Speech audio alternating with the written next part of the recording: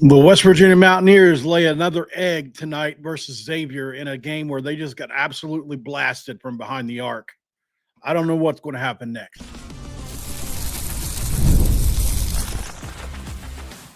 You are Locked On West Virginia, your daily podcast on the West Virginia Mountaineers, part of the Locked On Podcast Network, your team every day. What is up, guys? Welcome back in. My name is Mountaineer Paul. I'm your host. Welcome back into Locked On West Virginia, brought to you by our friends at Game Time. Download the Game Time app, create an account, and use code Locked On College for $20 off your first purchase. Okay, so obviously this is a pretty rough outcome for West Virginia. We're going to get into all that, so just stick around. Thanks for making Locked On West Virginia your first listen and for being a part of the Locked On Podcast Network. We talk about your team every single day. The number one sports podcast in the country, Locked On. So, you know, I had a lot of hope coming into this game, obviously, as a lot of us did. Xavier had not been a good team coming into this week. They had a couple games where they'd hit just a bunch of threes, right? They definitely, especially against a couple other squads, had done this. But, you know, I don't think – obviously there's two reasons teams make threes. There's the rhythm aspect of it where you just get hot, and then there's also what you're doing on defense. West Virginia switches everything all the time, and teams are able to put West Virginia in conflict by running certain actions that puts, like we saw multiple times, little guys on big guys when they were simply working inside out. And that's what was happening. They were getting into the paint and then wasn't even shooting it. They were just looking to kick it. I think they had their first shot in the paint sometime in the second half on a wide open layup. So how this team could not fix and just play these, if you played these guys in their grill at the 3-point line and change your defense to the point to where, I mean, I know it's easier said than done. I get it. But the fact that you let this team go off for what they went for today, which is 16 threes, 64% from behind the line. So you've got two schools of thought here. Number one, poor job coaching this today, I think. It's pretty obvious to say. Number two, they got blistering hot. They just got blistering hot. That's really what it comes down to. That arena, that Shriners arena it's poison. I really believe that for a team like West Virginia that needs to be in a rock fight. For teams, because teams are feeding our fans. Our fans were actually hurting us in this game, in my opinion, because they were feeding off the energy like it was a home field for them. It was crazy to me. I don't know if anybody else saw that or not. I'm certainly not blaming our fans. I'm just saying that arena and the way it makes games feel, that's kind of what was happening. So just my 2 cents on it. You know, I don't know what happened, man. You know, like as far as some of the players that we've been looking to recently, Brendan Lorian has 6 or 8 points immediately in the first half, and then just goes cold to where he's airballing balls or just shorthanding them on the front of the rim. Harlan Obioha has really shrunk for the second game in a row. Honor Huff didn't get going to the second half. He scored 16 points in the second half. You can't have that if you're going to win a game. Trey Gilstaff actually played his best game as a West Virginia Mountaineer. 20 points, 5 rebounds, and 4 assists. That's a good sign going forward. That's one of the only positives coming out of this. I just think if we step back, we'll see that this team is really still trying to come together in a lot of ways. This team isn't in a spot to where they're making the extra pass right now. I was talking about earlier on the play where Amir had an open fast break attempt. Well, it wasn't really open because there was a guy running with him down the court, and then there was also a trail guy. I think it was Carroll or Milicevic. And obviously he goes up and two guys are towering over him. And I just think our guys right now, the game's moving a lot faster for them than other teams right now. And especially Honor, or not Honor Huff, but Amir Jenkins. I think he gives us a big advantage, but he's just not really seeing the floor well yet. On that play, he hits. We have Trans Moore, and I think it was one other. I don't know who it was. One other player in the trail position. Which every time I ever got in a fast break or layup in my life, I always peek back at least to see the trail position. When you start, you take your 2 steps. You just kind of peek back and see who's behind you. Because if there's 2 guys that are getting ready to converge over on you, unless you're just a high flyer or you feel like you're a lead around the rim, you want to pass that ball off. Unfortunately, that didn't happen. So, we've got a couple issues. Obviously, we have to do so much to get Honor Huff a shot. That's a big portion of this as well. He's got to run off screens. He's got to come off cuts. He's got to get – it's just so much. And a lot of times we get bogged down trying to run action for him when, I would like his shots to come within the flow of the offense, but they're not right now. And, unfortunately, Jasper Floyd's not really great at getting into the lane. When he does, he makes some decent passes, but Amir Jenkins – great at getting into the lane, but he just looks like things are moving a little fast for him right now. And also his emotions are really high. If you'll pay attention, like he's really up emotionally. I think, when things eventually we're going to get to a point with Amir where things slow down for him. And I think he's going to play a lot better for us as the year goes on. He had a good game the other day versus Clemson, but he's still not seeing the floor at 100%. I don't think so. Continue to monitor him, but I know a lot of people are going to feel like this is the end of the world, and it feels like it is because Xavier was 3-3 coming in here. We don't know what they're going to turn into. Obviously, if they shoot the ball like that, then you can't beat a team that makes this many threes, guys. It's just not going to happen. West Virginia competed really hard. I mean, they really did. I'm disgusted with this loss. I was so mad and unhappy the entire time watching this. I was. I mean, just to be totally honest, I wasn't happy for an entire second this game was on outside the first 5 minutes or 8 minutes of the game. And once we got to halftime, the game had turned. DJ Thomas is another one. He, I don't know. Chance Moore came back and things have been discombobulated. I knew this could happen.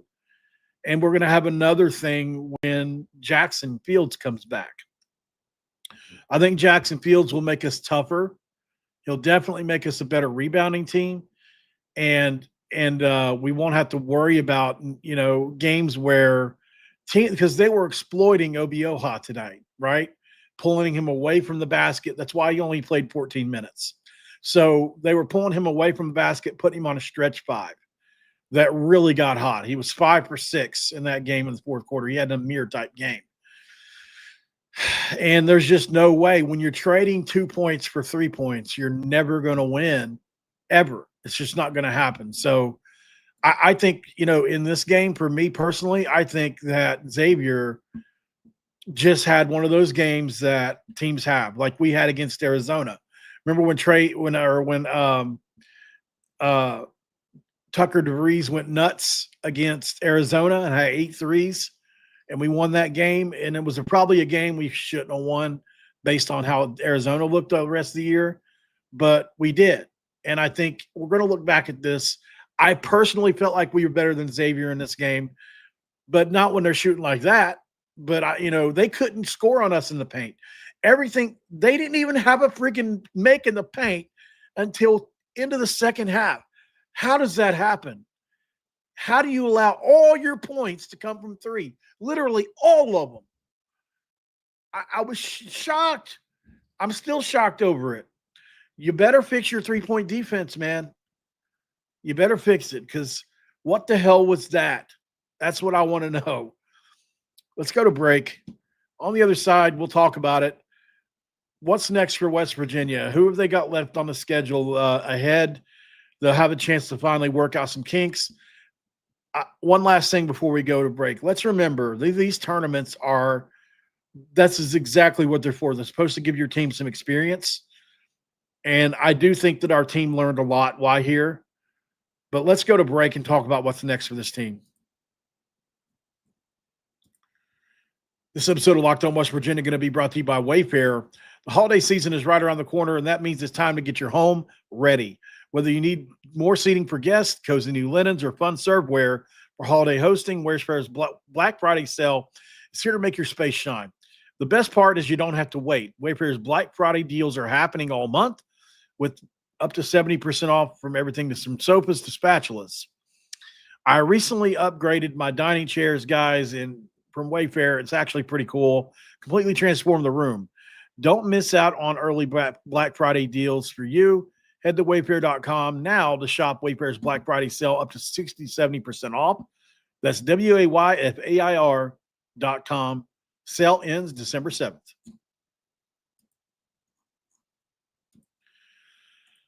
All right. Let's look ahead a little bit. We can sit here and talk about this all game long, all day long. Clemson won this game as much as anything. I mean, you let a guy go for 21-7-2. Another guy goes for 17-5-3. And another guy goes for 14-4-2. You're not going to win a lot of those games. They had three guys that were absolutely on fire from three today. Two specifically, Carroll and Milicevic, and then Wright as well, who I just wanted to punch in the face a couple different times. He reminded me of like a Kirk Carissa guy that you just can't stand if you're not the other team or if you're the other team. So, so let's look ahead for West Virginia, though, because there are obviously some really winnable games ahead on the schedule for West Virginia. Two specifically, you're playing the Lakers next in Mercyhurst on next Sunday. So you're going to have a week to really stew on this. And you need it. You need it. I think you need a week to stew on this. Hopefully, I'm going to text Jackson right after I get off of here and ask him when he's coming back. Maybe I can get some clarification on that. I'm sure he probably won't be able to tell me, but I'll at least try. Would like to see him come back sometime in the next game. This would be the perfect time for him to come back. They may wait till conference play starts, but 3 of the next 4 games are very winnable. Mercyhurst, Coppin State, and Little Rock are all teams you should absolutely beat. So that puts you up to 8-2, right? And then everybody's feeling good again. So I think this team's going to get things turned around a little bit. You've got Wake Forest on December 6th. That's a big one. Obviously, if you can pull that off, and then you go to Ohio State to play a game, and then you get Mississippi Valley again. So there is really winnable games left on the schedule on Mercyhurst, Coppin State, Little Rock, Mississippi Valley. Those are 4 wins you could pretty much give West Virginia. I would say if you're me, I'll give us those games. So over the next, let's see, from November 30th to just before Christmas, Mississippi Valley, December 22nd. We're going to know what this team is going. I think by that time we'll have Jackson Fields back.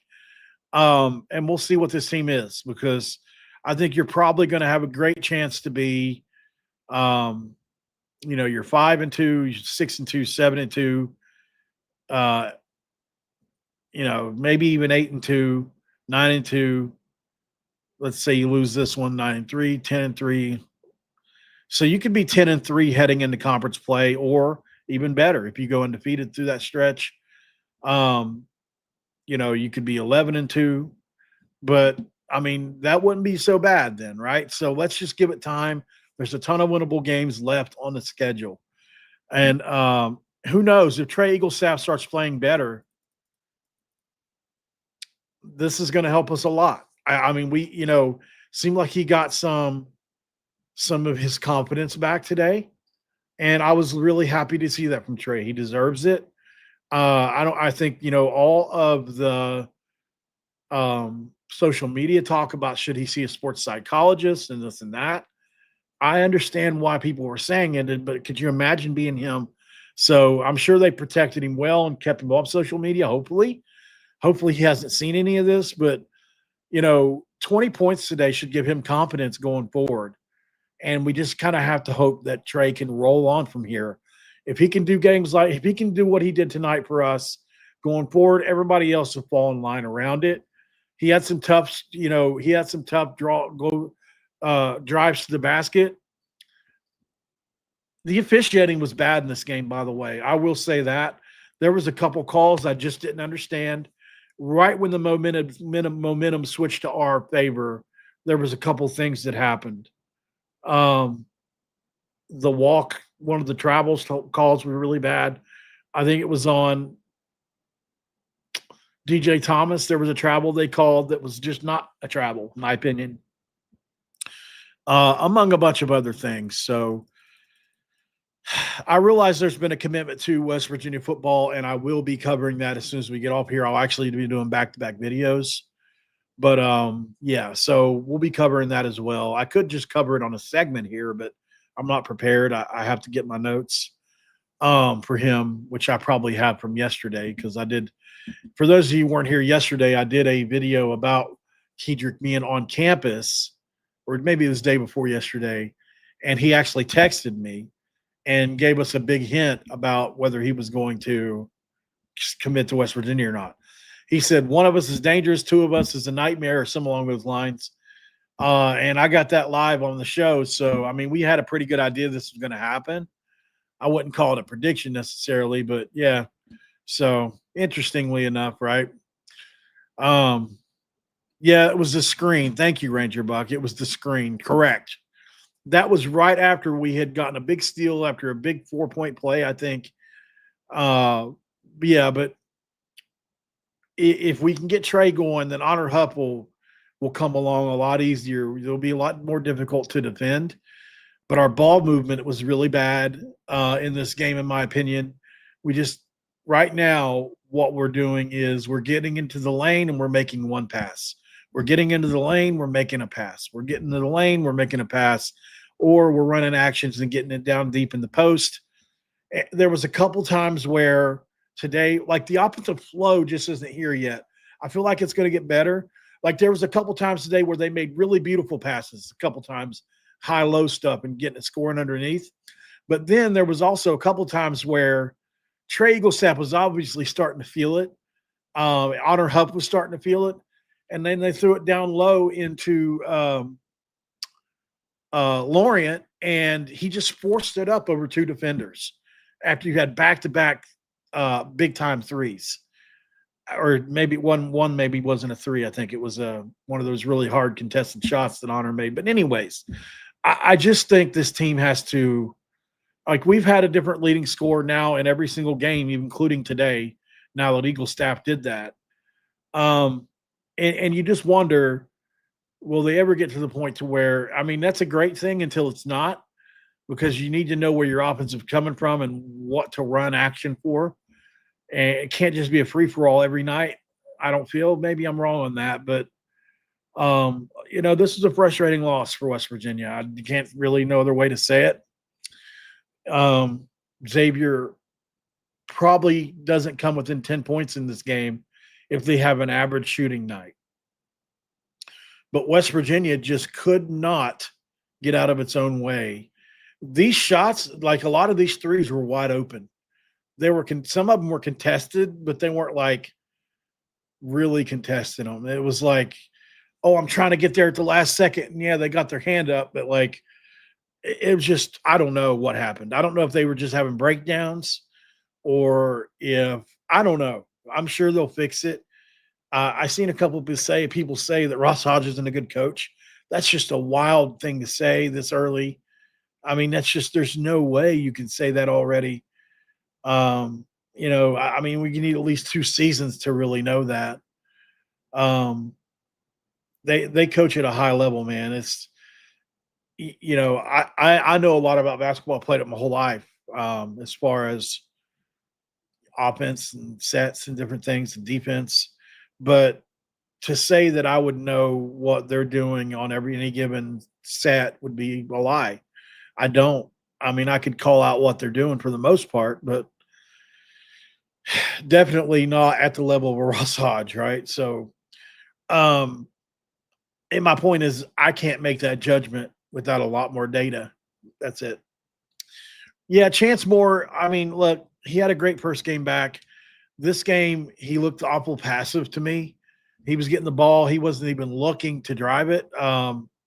He was just kicking it. I don't know why. Maybe they had him. The game plan may have been something else today. He's kind of bulling a China shop, and he didn't do any of that tonight. I'm not exactly sure why, but we'll just have to continue to monitor him too. He's a guy that I think can help, but it's got to be you got to figure out where his spots are, and his 3-point shot looks really bad right now. So if he's not able to have any kind of jump shot, it's going to be tough for him to be effective, because if teams know that all you can do is drive to the rim, then nobody's going to come out on you. They're just going to pack the paint when you have the ball, and that's it. Let's go to break. We'll come back. We looked out a sink. That's exactly right, Court. We'll come back here and we'll put a bow on this one, and we'll get to the next video right after the break. This episode of Locked On West Virginia going to be brought to you by our friends at Game Time. Right now with Game Time, college football is back, and I couldn't be more excited. The tailgates, rivalries, and energy in the stands, there's nothing like it, as you know. But let's be real. Actually, getting tickets can feel a lot more like the battle than the game itself. Endless queues, hidden fees, prices jumping at checkout. So I use Game Time. It's the app that gives the advantage back to the fans. The easiest way to score last-minute tickets at great prices with no surprise fees at checkout. What you see is what you pay. I pulled up Game Time, and in just a couple taps, I saw amazing deals. Talking about your favorite college football games for as low as $25. Take the guesswork out of buying college football tickets with Game Time. Download the Game Time app, create an account, use code LOCKEDONCollege for $20 off your first purchase where the terms apply. Again, that's promo code LOCKEDONCOLLEGE for $20 off today. Swipe, tap, ticket, go download Game Time today, and you'll find out the answer to the question of all questions. What time is it? It's game time. All right, guys, we're back. Obviously this is a frustrating loss for West Virginia. There's no other way to put it. I don't think it's the end of the world, but it's certainly incredibly frustrating. And I wish that the team could have pulled the game out today. I think it would have gave us some great momentum, but Xavier gets a little credit too. And, if anytime you make 17 threes in a game, you're going to win. If you don't, there's something really wrong. So I feel like West Virginia, because they run such a blistering hot pace, I feel like West Virginia held with them as best as they could, had a chance as late into the game as 3-4 minutes left. Do I think if West Virginia and Xavier played again, would the same thing happen? No, I don't think so. They probably make 6 or 7 less threes in another game. And then that would be the difference in the game, and West Virginia wins it. So, this seems like an outlier to me in some ways, but you have to give Xavier credit, and West Virginia has to play better defense than that at the 3-point line. You can't allow that kind of a day to come about. And even late in the game, the Milicevic guy, not only did he get a ball out there, he was able to take a dribble and then step into it. I'm like, good God. It was frustrating, man. I really don't have a whole lot of great words or this great soliloquy to go over. I'm just like you are. I'm a fan. I wanted to see us play well. We didn't. And as a matter of fact, played bad, especially on defense at times. Offense looked out of sync, discombobulated. Those are the same observations a lot of others are going to come to as well. and let's hope we can do better going forward. I mean, surely this can't be the norm. The only positive coming out of this game, I feel like, is Trey Eaglestep finally had a game that we can say was pretty respectable. You know, I think he's starting to get a feel.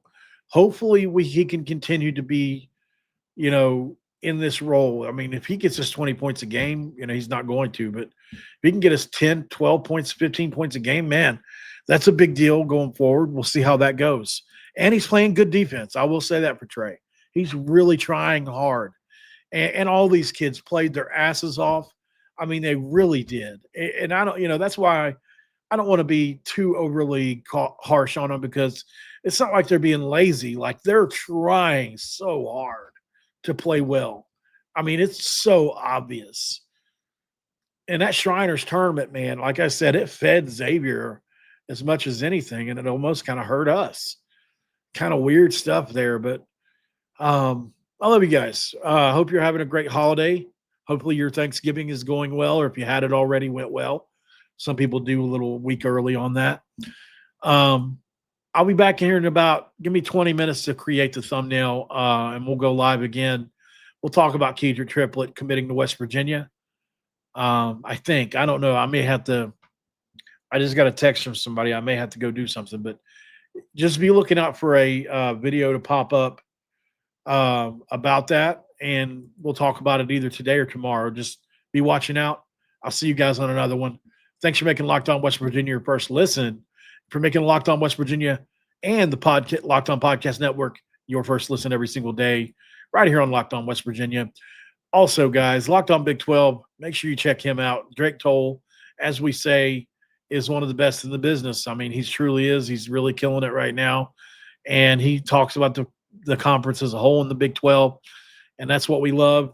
He breaks down the most exciting conference in college sports, from the rivalries to the championship game and everything in between. You can find Locked On Big 12 on YouTube or wherever you listen to your podcast, which is part of the Locked On Podcast Network, your team every day. All right, guys, West Virginia goes down by 10 points to Xavier in a game where it was really frustrating to watch. Hopefully they can get better from it. We'll talk about it this week and next time on Locked On West Virginia. See you in a bit.